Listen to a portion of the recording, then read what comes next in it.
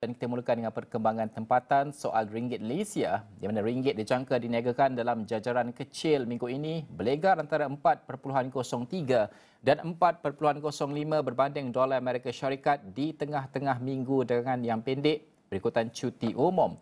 Dan juga Ketua Ahli Ekonomi Bank Muamalat Malaysia Berhad Dr. Afzal Nizam Abdul Rashid berkata keadaan itu disebabkan terutamanya oleh sambutan tahun baru pada Khamis dan kekurangan pemangkin pasaran.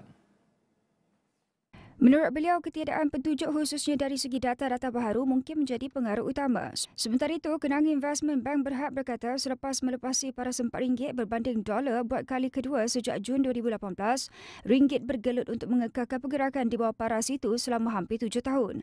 Justru firma itu mengekalkan unjuran akhir 2025 pada paras 4.08 berbanding dolar sejak Mei, tetapi mendapati terdapat ruang untuk ringgit menutup tahun ini menghampiri paras RM4 berbanding dolar.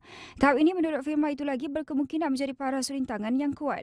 Ia berkata kekuatan dolar yang bermusim pada suku pertama 2026 digabungkan dengan naratif pertumbuhan yang masih berdaya tahan boleh mendorong pasangan mata wang berkenaan kembali ke paras sekitar 4.05 hingga 4.10 berbanding dolar pada awal tahun.